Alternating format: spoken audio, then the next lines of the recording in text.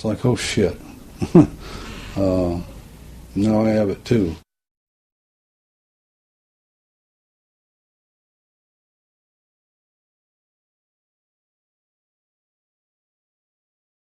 Hi, I'm Larry Schuler. I've been diagnosed with PKD, or polycystic kidney disease. My kidneys have essentially failed, stopped working, and I am on dialysis.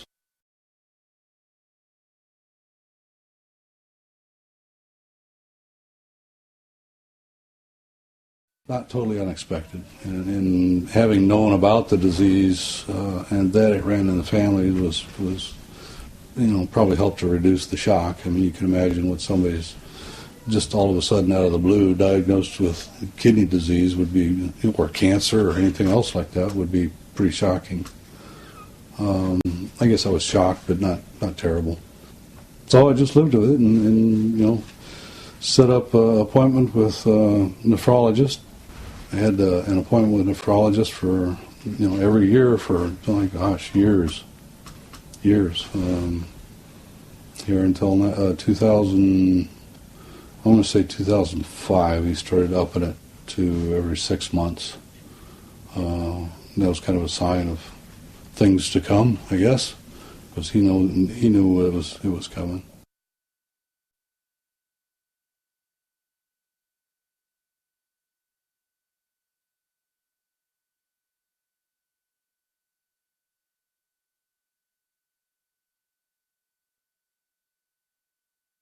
Well, when I went on dialysis at first, there was a bit of upheaval in my life, to be sure. I mean, it's unavoidable. You don't really think about what you do every evening. You just don't. You just accept that you're going to be doing something, whether it's watching TV or going to a movie or whatever it is. When that's all of a sudden taken away from you, it's a life change. And it was 3 to 4 hours. Actually, it was about a little over 4 hours 3 times a week in the evenings after work. Were just kind of snatched away from me. I had to get used to it, and I guess it's what they say. It's a lifestyle. The treatment becomes a lifestyle.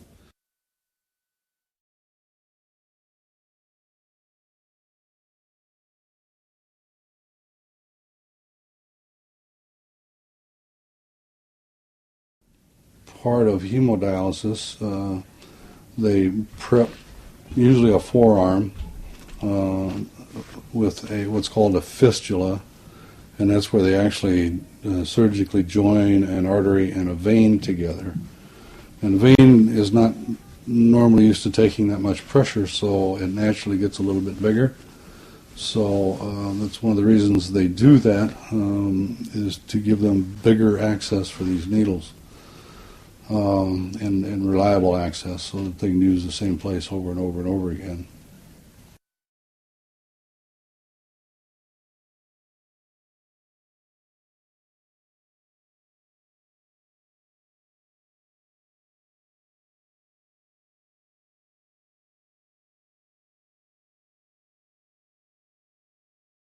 I've had a number of people, and this is the hardest, or had been the hardest thing for me to take, but I've had a couple of very good friends indicate that they would get tested, and I never heard from them again.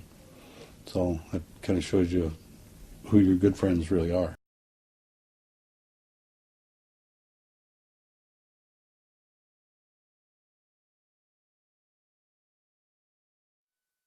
I kind of given up on the living donor thing until until I got a phone call from the transplant people and said, we may have a donor for you. And it's like, huh? I didn't know there was any testing going on. Oh, this is somebody you don't know. This is somebody that they called a humanitarian donor, which means that they're just willing to give a kidney to anybody who needs it. Where we are today with that is I have this lady. She lives in the Sioux City area. Anyway, from talking to her, and I have not met, but I have talked to her on the phone, and we've swapped emails. I understand that a friend of hers had a kidney problem, needed a kidney, and she was tested and approved, and Come to find out, I guess this individual's husband was also being tested at the time and turned out to be the best donor for her. So this gal told me that she felt that, well, I was willing to give my kidney to somebody else. Why can't I still be willing to give my kidney to someone else? Somebody else that needs it.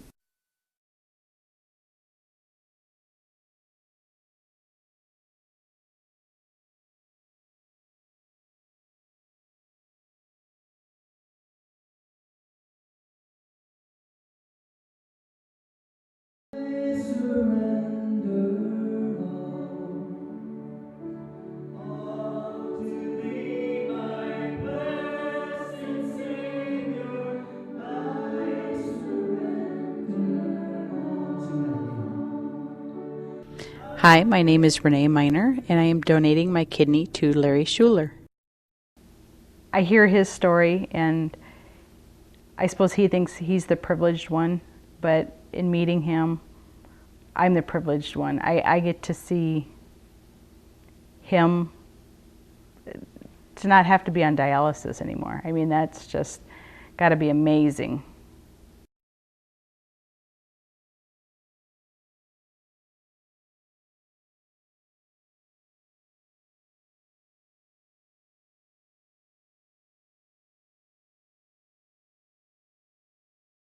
They just want to make sure that you're doing this of your own free will. They want to make sure that you know what the risks are to it. Just let you know that there are other options for people that need kidneys, which the only other option is dialysis, and that's, from what I know, dialysis isn't an option as far as I'm concerned.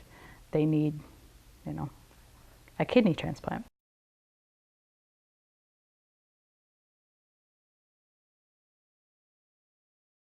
When I first let him know, like I said, I think this is what God wants me to do. He says, all right, let's figure out where we have to go and get you tested.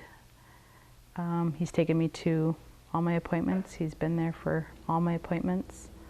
And yeah, when surgery comes, he will be there, and he's taken the whole time off from work, unpaid.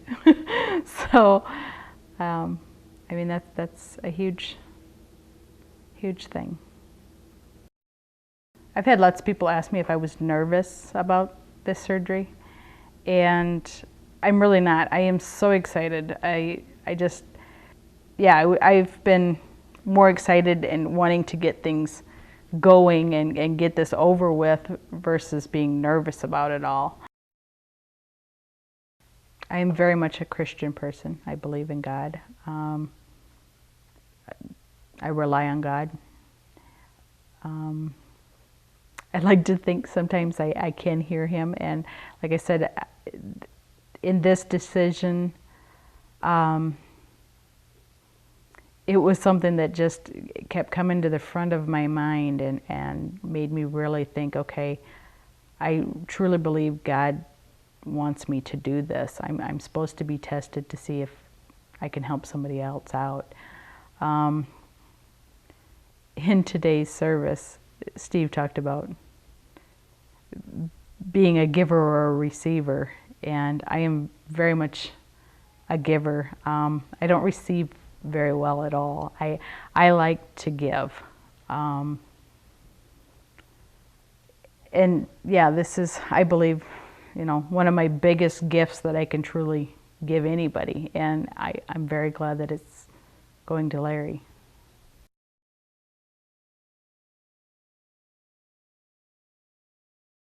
They've all been very supportive. A lot of my very close friends go to that church, and they all think it's amazing of what I'm doing. A lot of them say too that they don't know if they could do something like that, but they're happy that I can and am going to. The final testing is actually, they redo the EKG, the chest x-ray, and then another blood draw, and there again they will mix it with Larry's to see what the compatibility is. They don't expect there to be any problems because they've, ran the test already, but just to make sure.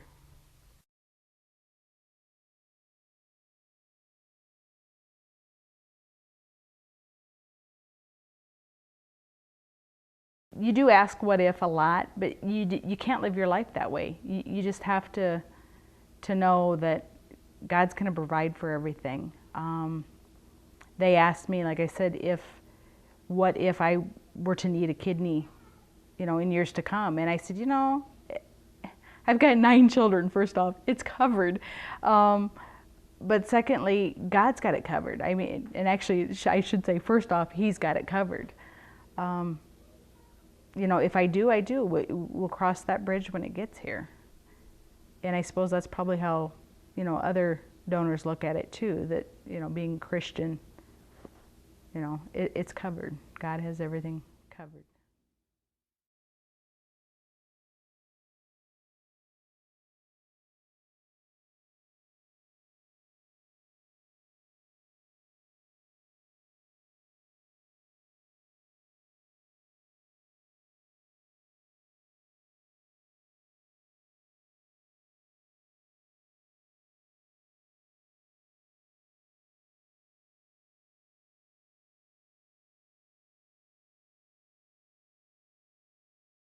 My name is Katie Lee. I'm a transplant coordinator at Iowa Methodist Medical Center in Des Moines. Our transplant program is fairly small, so we get to know almost everybody that's on our transplant list and their family members, and the same could be said about our donors.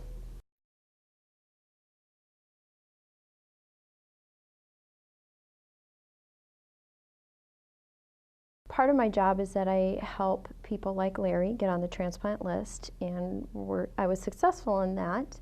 And then the other part of my job is working up living donors. And I had been in contact with Renee probably back in the spring, and you end up investing so much time and energy and really building a relationship with her and her family that we actually didn't do the surgery until November of this year. So it was really the investment that I had in both of them and wanting to see them succeed or get to the finish line, if you will.